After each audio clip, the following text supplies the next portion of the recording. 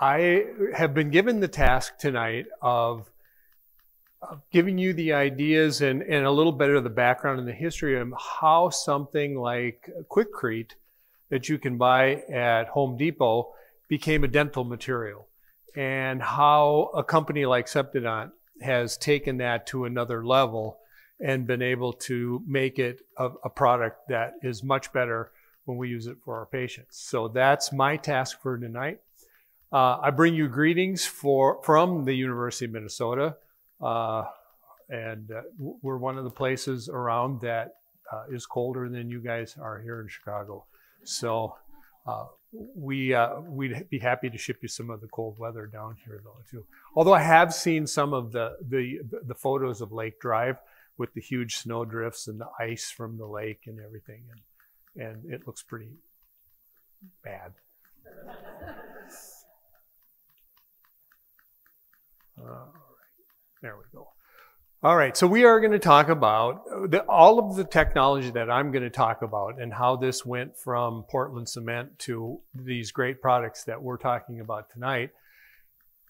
It's going to be Biodentin and BioRoot. The chemistry is relatively similar. There's a few subtle differences, but when you think about one, you think about the other one, and you put it together, then you don't have to be confused about which one works which way and which one works another way. So remember, as we go through this, we're going to be talking about the processes that make these products great, and it goes together hand in hand.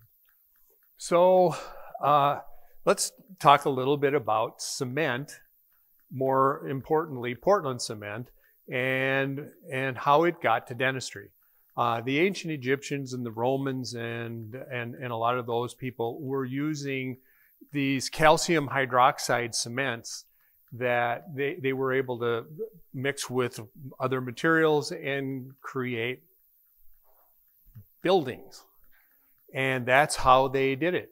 And then it was in 1824 that Joseph Aspdin invented Portland cement. We'll talk a little bit more about Portland cement because it's the beginning of everything. It basically consists of some hydraulic calcium silicates and other maybe less pure items in there. And we're going to show you how Septidont gets rid of many of those to make the product that you have better than using Portland cement. Although I have seen in the endodontic journals, this maybe is before your time, because when they first started using MTA in the endodontic world, there were articles that were asking, should we use just Portland cement, which we can go to the hardware store and buy a 50-pound bag for $9 and use that in third world countries. And there were a lot of ethical discussions about those sorts of things. And I don't think anybody's using Quikrete to treat endo lesions. But there it is, Quikrete. What is in Quikrete? Quikrete is tricalcium silicates, dicalcium silicates, tricalcium aluminates, and tetracalcium aluminoferrate. And it's these guys that really take down the properties of Portland cement. So when you look back into the literature and try to find out when did somebody start thinking about using Portland cement to treat dental, and it just happened to be in 1878 in a German quarterly and it was this Whitty who used Portland cement to treat endodontic lesions. And he wrote a case report here. And they found that it was biocompatible and that the hydraulic mechanism of setting was beneficial because it helped them to seal better. And it was very attractive in dentistry, again, because you could have the moisture and it would still set. So as early as in the 1800s, we knew about this, and then it became more modified and was released as MTA in 1998 by Mahmoud Turbinejad at Loma Linda. And he got a patent for that. and it became ProRoot MTA by Tulsa Dental Products in Oklahoma. They were using it for pulp caps, endodontic repairs, and things like that. MTA brought a new era to endodontics and to general dentistry too, because there were some things that could be some resorption cases that could be treated, and it was good because it was biocompatible, like we were talking about earlier, and it had bioactivity, which we were talking about earlier. But it also had some not so good things, and those not so good things were the long set times, and that it became brittle with less than adequate hardness, and it stained teeth, and people didn't like mixing it. And those were all due to those extra components from the Portland cement that were not purified out of there. And so the answer and the solution was Septidon's ABS technology. And this was designed in order to correct some of the shortcomings of MTA. And what did Septidon do in order to make it better? They sped up the set times. They created good hermetically sealed restorations. They increased the hardness to compare with dentin, which again beat MTA. And they minimized tooth staining, and they improved the handling characteristics while maintaining the biocompatibility and the bioactivity. So it became another step up the ladder from what MTA was. So let's talk a little bit quickly about biocompatibility. This is just some cells in culture that have been treated with or exposed to a control on the far left, biodentin in the middle, and MTA on the far right. And it was, and you can see that the biodentin cells maintain more cell numbers than MTA. Not as many as the control, but they found that it was not cytotoxic. So that's just a little bit of a visual look at what the biocompatibility looks like. This is one of the things that I talk to a lot of dentists who like to use products like Theracal for doing pulp caps. And they like to use it because it's very simple. You can just inject it on there, light cure it, and boom, it's a very easy thing to do. But the problem is things like Theracal are very cytotoxic, so they don't protect the pulp like these products do. And bioactivity. Bioactivity, by its most basic definition, means that a material has some kind of a biological effect on surrounding tissues. I think about it like if my neighbor's dog came over to my yard and dug a bunch of holes in my yard, in the grass, in the backyard, I would want to fix that because sometimes, and especially in the summer, not in the winter, I like to walk around in the backyard after dark, and I don't want to step in one of those holes and turn my ankle, so I want to fix those holes. Now, I can fill those holes with anything. I can put Quikrete in them. I can put marshmallows in them, and I can still step on those things. But if I really want that thing to look good and to kind of integrate with everything there, I'm going to use some dirt and some grass seed or some sod. And that, to me, is kind of like a bioactivity situation that you get with Biodentin BioRoot. It becomes part of the natural anatomy, and the repair is much better. So that's kind of how I look at it. It's a nice, simplified way to look at it. And it also, stimulates cytokine releases. And we're going to talk a little bit more about that in a couple of minutes. And it just allows the body to kind of protect the teeth, because if we want to really look at it, we should be protecting every tooth we can. Every pulp that we can save is great. Endodontics can get a lot of people out of pain, and when they need an endodontist, they need an endodontist. But many times, general dentists and endodontists can save pulps, and patients can be much better off. So vital pulp therapy is a very important thing for us to know more. It's a little beyond the scope of what we're doing tonight, but But here's how biodentin and BioRoot will actually work. With biodentin, if you were going to use it to pulp cap, it releases as a part of its bioactivity ions. And those ions will help mineralization, it will help hydroxyapatite formation, induction of pulp and periodontal cell differentiation, and that high alkalinity that Lauren talked about that is bactericidal.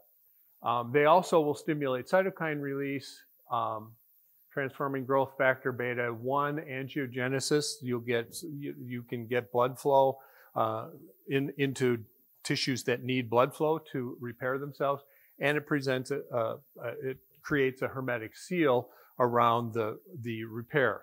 And we don't have enough time to go through all of this stuff. I just put this in here to show you all of the things that are going on with biodentin. When you put biodentin next to a pulp, there's a lot of things that stimulates inside that pulp tissue, and in order for that pulp to heal and to create or to continue to have a pulp that's alive. And so it gives it the best chance to survive. So this is just a cartoon of the protein transforming growth factor beta 1, which is stimulated to be released by pulp cells when you put biodentin on an exposed pulp, and it works by controlling cell growth, cell proliferation, cell differentiation, and apoptosis. So it really helps that pulp to come back from a dire situation. So let's compare MTA and biodentin side by side. We would look at manipulation. Biodentin wins. We look at setting time. Biodentin wins. MTA is at 70 to 175 minutes for a set, and biodentin is at 10 to 12. You look at the compressive strength. Biodentin wins. And you look at the mechanical resistance. Biodentin wins.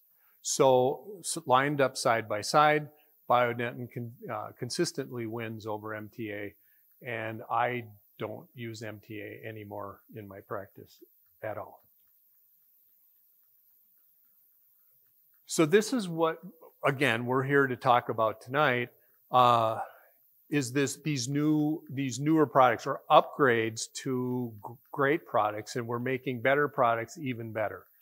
And that should excite all of us, because we have a great job, and the things that we do to repair teeth is important. It's important to our patients, and the best things that we can do is give them the best treatment that's available. And that's why using materials like this is so important in your practices, whether they're expensive or whether they're not expensive.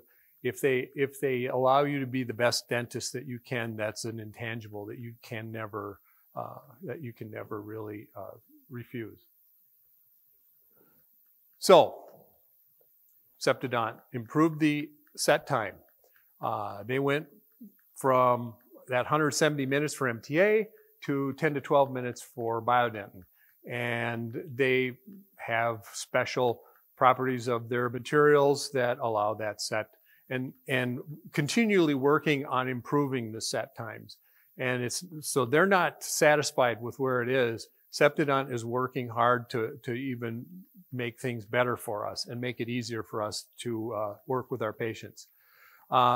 This is just a little look at how the setting stages of biodentin, and this is how it resists micro leakage. When you have the dry powder and then you add the liquid, you get this gel that precipitates on the surface of all of the particles.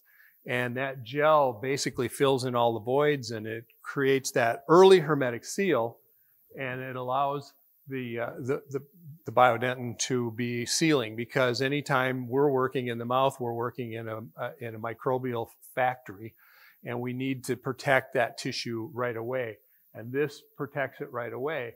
And then as things go on, you can see in this picture, hydroxyapatite crystals have started to form against the biodentin, and that is at the interface between the biodentin and the dentin of the tooth, and those hydroxyapatite crystals actually start to grow into the dental tubules and seals it even more and allows a hermetic seal long term. So you get the gel short term and you get the hydroxyapatite for long term sealing, hermetically sealing these lesions or trauma cases. So how did they get the compressive strength? Well, I'm not a metal person or even a materials person, but these graphs really show it all. So if these graphs show the hardness, and the tricalcium silicate curve is this one, and that's the highest hardness.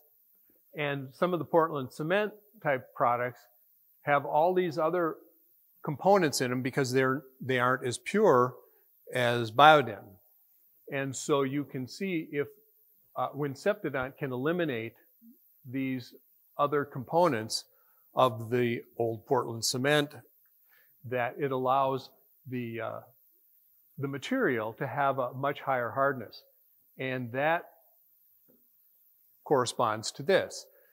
That when you look at MTA, the hardness of MTA, it stays down here. Glass ionomer is the yellow, and biodentin is the red. And it will actually get to approach or surpass the hardness of dentin. And MTA cannot hold a candle to that because of the technology that Septidont has to purify these materials. Tooth staining. Lauren talked about tooth staining. We can save a pulp, but I can tell you that a lot of moms would come to me and say, I don't think this is a great result. And how do we fix this? Because this is not something I want for my child. And so we need to be able to give treatments that don't make things worse in the parent's eyes because they're paying the bill. So Septidont has taken the staining that is more inherent with MTA and it removed it from their product. So let's recap. Hardness, ABS works, it wins. Ion release, ABS wins. The alkaline pH, ABS wins. The hydroxyapatite, ABS wins. Bioactivity, at least equal to or winning with MTA. Let's recap a little bit more. Equal or better than MTA with biocompatibility, bioactivity. Clearly better than MTA in handling, and it's even getting better, as you're finding out tonight. And a significantly faster set with work ongoing to make it even better for us. Hermetic seal, better compressive strength, less staining. All things that are important to restorative dentists, endodontists, all dentists. So where can you use it? You can use it in a number of different things. You can use it in caries, dentin caries treatment, pulp exposures, pulpotomies, perforations, internal and external resorptions, apical surgeries, apexification. So there are a lot of uses for this material. In our hospital clinic at the university, we always have biodentin, we have BioRoot, and I have not used BioRoot Flow yet, but I'm excited to use it when I get back Monday. And I will be using it because this is what I've been waiting for. I don't mind mixing it because it works fine. And I'm not an endodontist, so I'm not doing endo all day. But I'm looking forward to using the BioRoot Flow.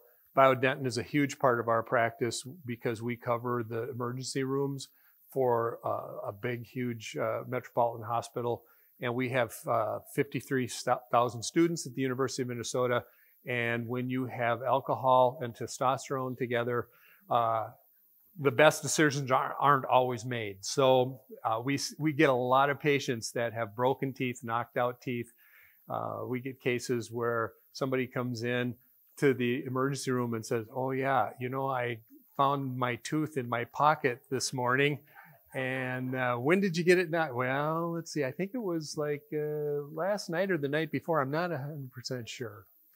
So, you know, so we do treat a lot of trauma, a lot of different types of trauma, and we rely on these products. And our residents go out and they buy these products when they leave us, and so that's a great testimonial to the benefits that we see from using these products. So just a quick case. I am a wet-fingered dentist. I don't sit and research all the time or anything. This was one of our emergency room cases. A guy was out for a jog, tripped over a crack in the sidewalk, knocked his incisal edge off, and so isolation.